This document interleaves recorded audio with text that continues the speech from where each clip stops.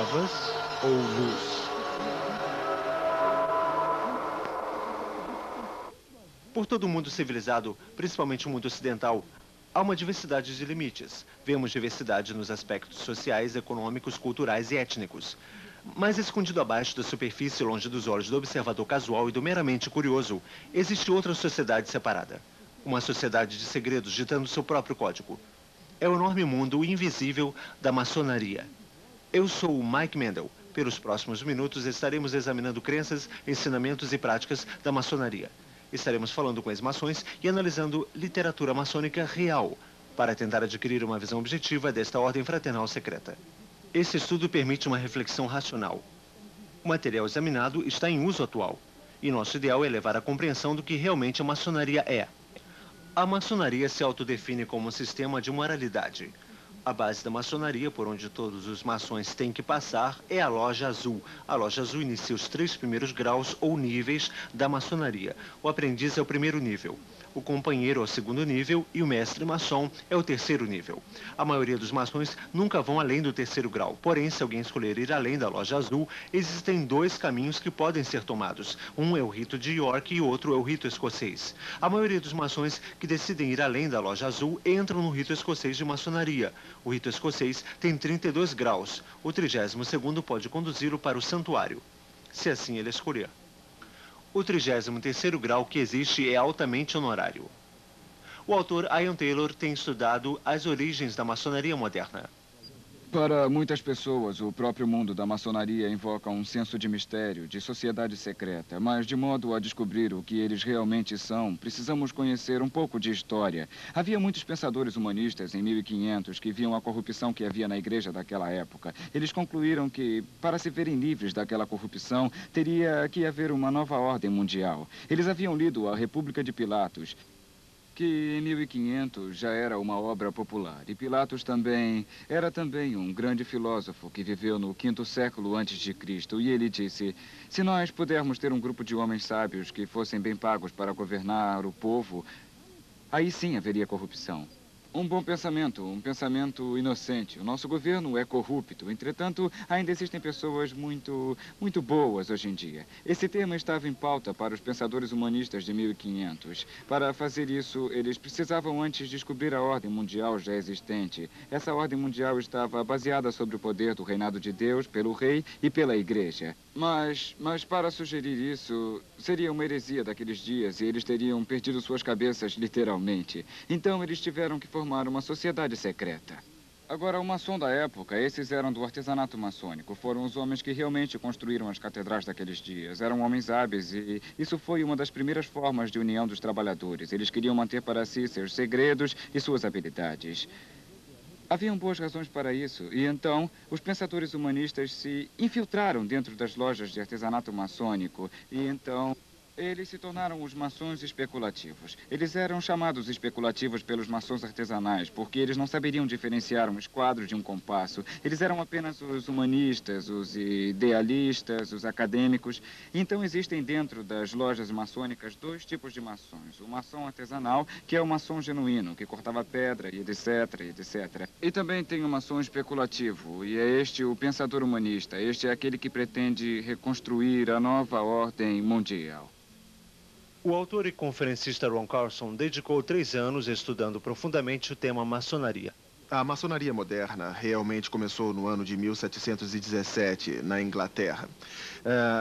A loja foi formada e muitas dessas coisas foram desenvolvidas depois de 1717, na Inglaterra. Então veio para a América e Canadá, quando as pessoas migravam para a América do Norte durante aqueles anos. E está vastamente estabelecida aqui na América do Norte. Está estimado que próximo a 5 milhões de homens estão envolvidos na maçonaria aqui na América do Norte. Talvez 1 milhão no santuário. O que é maçonaria aos olhos do maçom? O que o maçom acha que é? Bom, nós vemos que a maioria dos maçons entram para a maçonaria visando-a simplesmente como uma organização fraternal, como escoteiros avançados, porque o pai ou o avô faziam parte da maçonaria. E eles se envolvem inocentemente, sem se darem conta de que é uma organização religiosa desenvolvida para específicos fins espirituais. Ao passar dos séculos, o homem tem desenvolvido uma variedade de crenças e tradições. Algumas dessas, como o cristianismo, o judaísmo e o islamismo, são monoteístas, ou seja, são baseados no conceito de um só Deus. Outras, como o hinduísmo, são politeístas, acreditando em muitos deuses e deusas. Uma das religiões mais antigas talvez seja a mais universal. Emergiu praticamente intocada e geograficamente separada, em culturas radicalmente diferentes. Essa religião é o paganismo. A adoração da deusa Lua e do deus Sol, que também eram chamados, por exemplo, podemos citar Apolo e Diana, ou mesmo uma gama de outros nomes. O paganismo é a mesma religião mística que emergiu na antiga Babilônia muitos mil anos atrás. Mas o que tem o paganismo a ver com a maçonaria? O ritual da teologia da maçonaria realmente originou do paganismo egípcio. E a razão para isso é que, como podemos ver, em 1717, os rituais de teologia foram reunidos e formalizados e criaram a Grande Loja na Inglaterra. A razão era que já havia, naquela época, um grande número de lojas na Inglaterra e em toda a Europa. E naquele tempo todos tinham práticas um pouco diferentes. Essas práticas vieram das origens de maçom especulativo, que obviamente era o ecrucionismo. E seus membros acreditavam nas tradições egípcias e, como podemos ver, dentro da maçonaria encontramos Osíris, Adonis e Ísis, que são mencionados frequentemente. Então é claro que esses são os símbolos pagãos. Um dos rituais usados em algumas das lojas antes de 1717 e um pouco depois também era o ritual de iniciação com o sangue. Neste momento, o dedo mínimo era cortado e o sangue era derramado. E este era o novo membro fazendo uma aliança de sangue com a organização. O que acontece é que quando o maçom se une à loja, ele primeiro entra no que é chamado de loja azul. E a primeira coisa que ele é obrigado a passar é pela cerimônia de iniciação, chamada de nível de aprendiz. E nesta cerimônia de iniciação, parte da sua roupa será tirada e uma venda será colocada sobre seus olhos e uma corda em seu pescoço. E ele vai ser trazido para a porta da loja maçônica. Ali uma pessoa se aproxima dele e o conduz até lá dentro. E ali ele vai se achegar ao altar. E o mesmo maçom vai ficar atrás do altar e depois do altar fica um homem chamado Venerável Mestre. Hoje percebemos que quando um novo membro se junta à organização, ele se ajoelha com os olhos vendados e com o peito nu. O mestre da loja encosta uma espada de ponta afiada no peito esquerdo. E eles são inquiridos com os olhos vendados a fazer um juramento de sangue para não revelar os segredos da maçonaria, ou eles perderiam sua vida. Todo maçom coloca seu dedão em sua garganta e faz o juramento de sangue para não revelar os segredos da maçonaria ou terá sua garganta cortada de orelha a orelha, seus intestinos rasgados serão dados aos animais. Esse juramento pagão de sangue os levam a jurar segredo para que eles não revelem os segredos que aprenderiam à medida que progredissem na loja maçônica. Agora, a maioria dos homens vão entrar no rito escocês e progredir até o 32º grau. E em cada um desses graus, eles irão adorar deuses diferentes, deuses egípcios, deuses da Pérsia, deuses gregos. E eles fazem uma série de rituais. Agora, muito disto é camuflado com símbolos e alegorias para que os maçons que os fazem não entendam inteiramente o que estão fazendo. Nos níveis da loja azul, o principiante é iniciado para a trindade egípcia de mistérios antigos do Egito. E a trindade egípcia é escondida do principiante. Ele não sabe tudo pelo qual ele está sendo iniciado, não lhe é mencionado. Mas se eles lessem seu livro que explica os símbolos e a alegoria, se torna muito óbvio em que eles estão envolvidos. Eles estão envolvidos em adoração idólatra e pagã.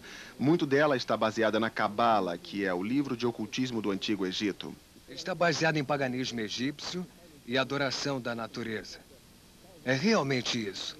Está baseada na adoração no poder regenerativo do macho e no poder regenerativo da fêmea. É o resultado. Qualquer historiador iria logo concordar que o paganismo era e é uma religião da natureza. Seus rituais eram intencionalmente desenvolvidos ao redor das fases da lua, bem como das estações do ano, etc. Rituais foram desenvolvidos para encorajar colheitas, procurando pela bênção do sol, aquele que dá o calor e é a contrabalança da lua, o tempo de paz para plantar e colher. Desta dualidade de adoração, sol e lua, luz e escuridão, ativo e passivo, macho e fêmea. O paganismo desenvolve direitos de fertilidade baseada sobre o ato sexual e, mais especificamente, órgãos reprodutores sexuais. Esta é uma das razões pelas quais o maçom, quando entra na loja, é obrigado a vestir um avental de pelica branco. O maçom usa esse avental de pelica branco como uma cobertura. O que eles realmente acreditam na maçonaria é no princípio gerador da vida. Você sabe que eles usam o esquadro e o compasso com a letra G. Você vê o esquadro e o compasso com o G nas lojas maçônicas. Uns maçons vão até dizer que é geometria que é geometria do universo, ou que significa Deus. Na verdade, o próprio livro deles diz que é o princípio gerador da vida.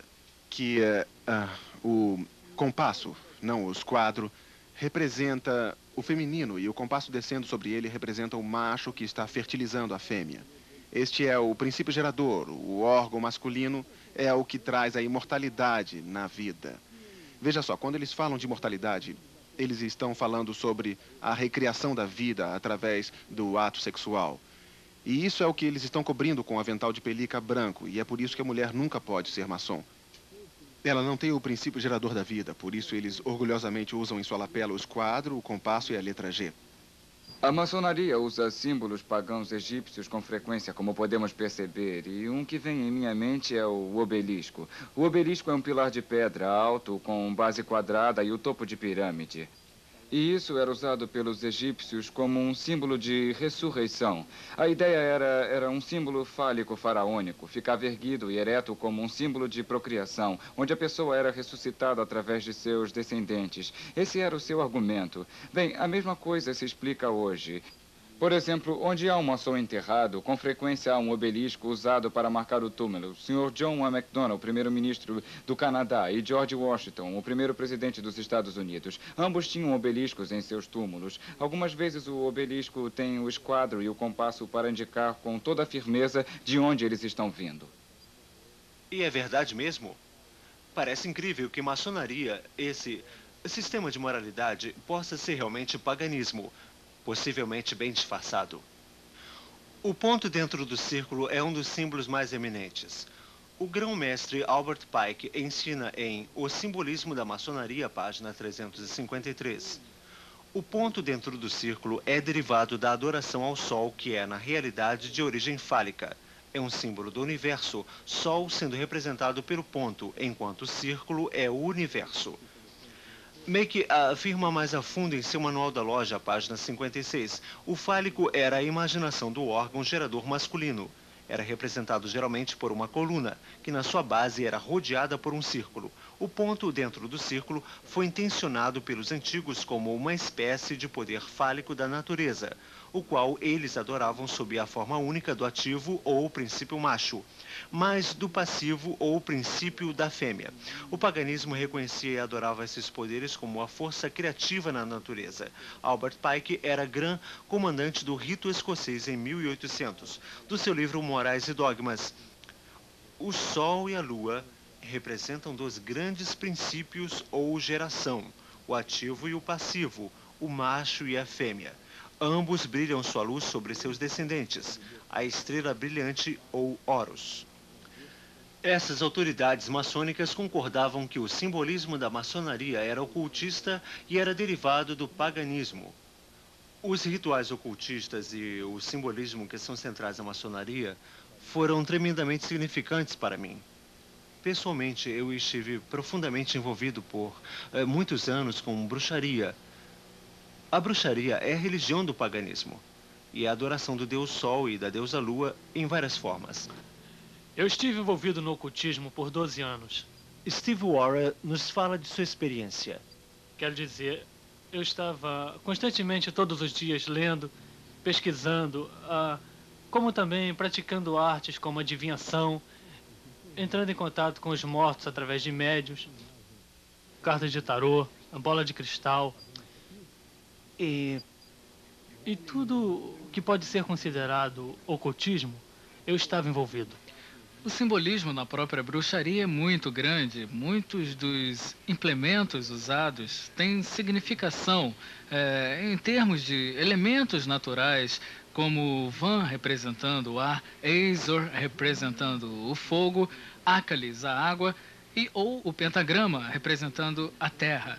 E esses seriam agrupados de várias maneiras para se tirar maior vantagem das forças espirituais que estão atuando por um tempo determinado. E era altamente ritualística, com mantos, e com desenhos ou círculos mágicos, com a invocação de deuses e para atender aos praticantes.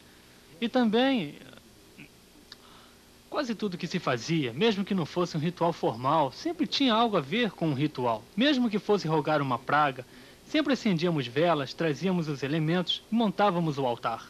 Alguns dos paralelos entre maçonaria e a bruxaria mostram que as similaridades não são possíveis sem que sejam coincidência. Similaridades em rituais, trabalhos e simbolismos que são tão parecidos que fica claro sugerir uma origem totalmente comum. Para examinar essa possibilidade, falei com um número grande de ex-maçons e comparei a iniciação da Loja Azul com a iniciação dos ex-bruxos. Na iniciação da maçonaria, éramos recomendados por outro maçom.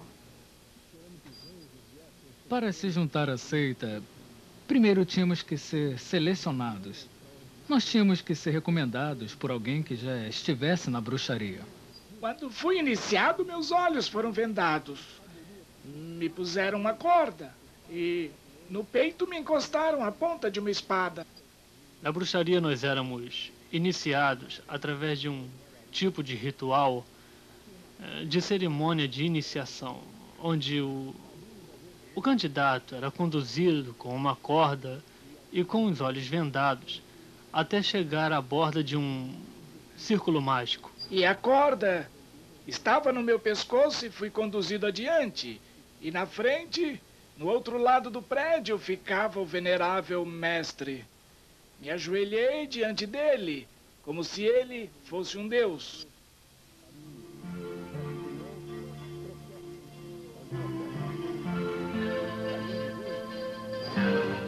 Quando fui iniciado na loja, um tipo de faca foi posta em meu peito esquerdo. Fui avisado que se eu revelasse qualquer um dos segredos da maçonaria, eu seria punido. Quando você era apresentado ao sacerdote, uma espada era posta no seu peito, você fazia um juramento de sangue, prometendo ser fiel aos segredos da bruxaria. Quando você está na sala, a venda é tirada de você, e essa é a hora em que você diz que está vindo das trevas para a luz. Durante a cerimônia de iniciação, o iniciante é conduzido pelo sacerdote e é desafiado na beirada do círculo por alguém dizendo: "Quem está aí?" A resposta é: alguém do mundo das trevas. Nossas orações terminavam com assim seja. Um dos outros aspectos e também características da bruxaria é que sempre ao final de qualquer feitiço ou ritual, onde o poder era liberado, pois era aqui que era liberado, falava-se então assim seja. Fiquei muito intrigado ao saber que a bruxaria e a maçonaria tinham tanto em comum. No entanto, os seguidores da bruxaria dispensam o conceito bíblico de Lúcifer. A maçonaria vai tão longe que realmente chama Lúcifer de Deus. Nas palavras do soberano pontífice da maçonaria universal, Albert Pike. Sim, Lúcifer é Deus. Infelizmente, Adonai também é Deus. A verdadeira e pura religião filosófica é a crença em Lúcifer, o igualitário a Adonai. Mas Lúcifer, Deus de luz e Deus de bondade, está lutando pela humanidade contra Adonai, o Deus das trevas e da maldade. Ouça as palavras do maçom do 33º grau, Manlip Hall. Quando o maçom descobrir que a chave do guerreiro é a correta aplicação do dínamo de força vivente, então ele aprenderá o mistério da sua arte. As forças agitadas de Lúcifer estão em suas mãos e antes que ele possa dar passos à frente e para cima, ele deve provar sua habilidade em aplicar essa energia.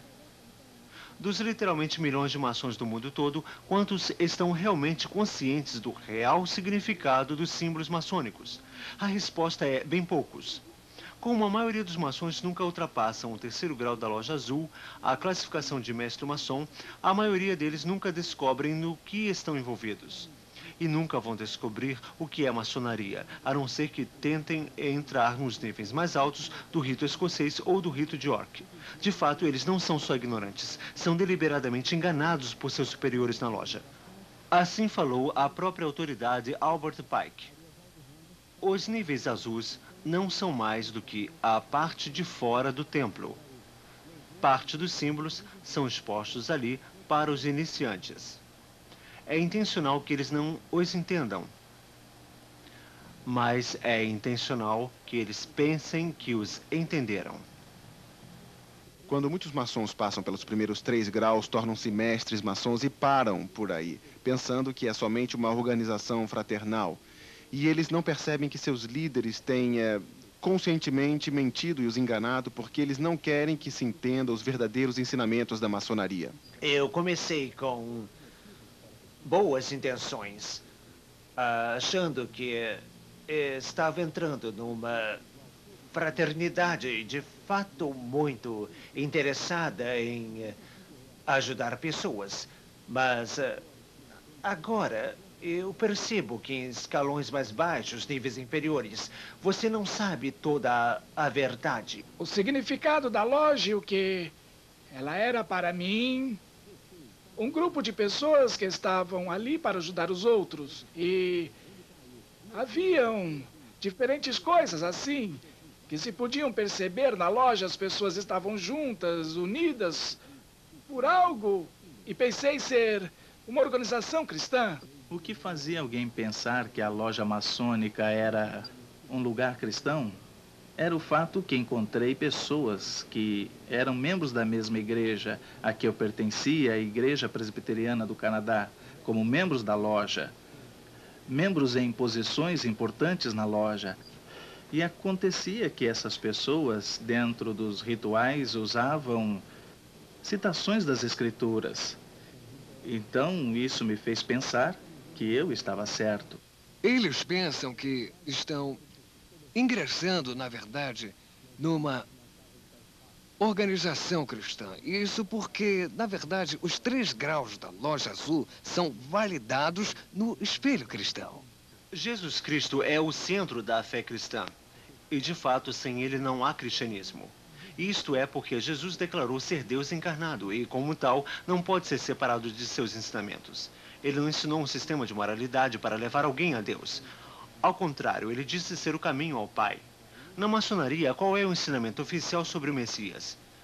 Ouça de novo o soberano pontífice do rito escocês, Albert Pike.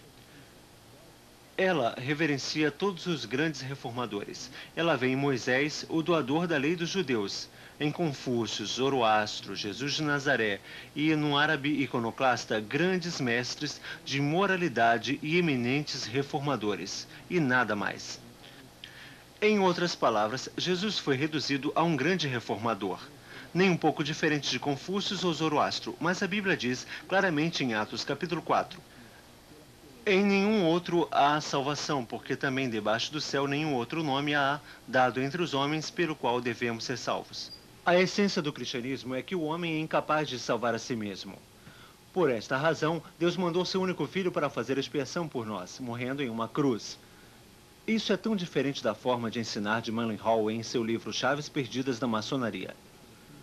O verdadeiro maçom não é preso a uma crença. Ele percebe com iluminação divina de sua loja que, como maçom, sua religião deve ser universal.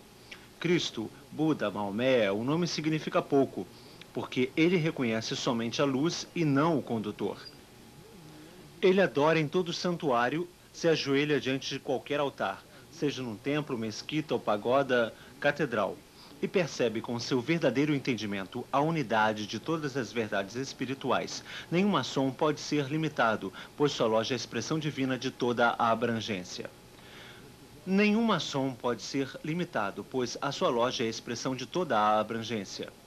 Uma afirmação interessante, já que na Bíblia Jesus Cristo diz: entrai pela porta estreita, porque larga é a porta, e espaçoso é o caminho que conduz à perdição, e muitos são os que entram por ela, e porque estreita é a porta, apertado o caminho que leva à vida, e poucos há que a encontrem. Os maçons dizem que Jesus Cristo é simplesmente outro grande mestre, outro grande profeta moral, é igual a Buda. Realmente os maçons ensinam, de acordo com Albert Pike, que Buda foi o primeiro grande professor maçônico. Então eles estão igualando Jesus a Buda, a Maomé e a líderes religiosos. Como qualquer outro líder religioso, ele não é Deus, ele não é o Salvador encarnado que veio para salvar o homem dos seus pecados, porque o maçom não precisa de um Salvador. Os maçons acham que eles podem salvar a si próprios através de boas obras. Na loja que eu pertencia, nós tivemos um muçulmano pedindo para ser membro. E os membros da minha loja não tinham como iniciá-lo porque sabiam que não poderiam iniciá-lo com a Bíblia Sagrada. Então, eles mandaram uma carta para a grande loja de Alberta, Canadá, pedindo instrução. E a carta voltou afirmando que deveríamos colocar o Alcorão com o esquadro e o compasso ao lado da Bíblia, com o esquadro e o compasso sobre o altar e iniciá-lo com todas as honras. O cristão acredita na Bíblia, no fato de que Deus existe na Trindade, as três pessoas que são o Pai, o Filho e o Espírito Santo. Mas o que a maioria das pessoas não sabem, inclusive os maçons, é que o Deus da maçonaria, o grande arquiteto do universo, também é uma trindade. Em ambos os ritos, tanto o escocês quanto o York, você descobre que os maçons estão em uma jornada procurando o nome perdido de Deus. Parte da sua religião é a crença que o nome secreto de Deus foi perdido. E eles contam toda uma história da construção do Templo de Salomão e o arquiteto Hiram Abif, que quando construíram o templo, perdeu o nome sagrado de Deus. Então eles dizem que o maçom está nessa procura para reaver o nome de Deus. E somente quando chega-se ao grau do Real Arco, finalmente é dito qual o nome sagrado de Deus e que só os maçons é que sabem. E eles se orgulham que só eles são os guardiões do nome secreto de Deus. E este nome só pode ser sussurrado entre os maçons por 3 maçons de cada vez, cada um falando uma sílaba. O nome é Jabulon, que é a combinação de 3 palavras: Jeová, Baal e Osíris, o deus egípcio.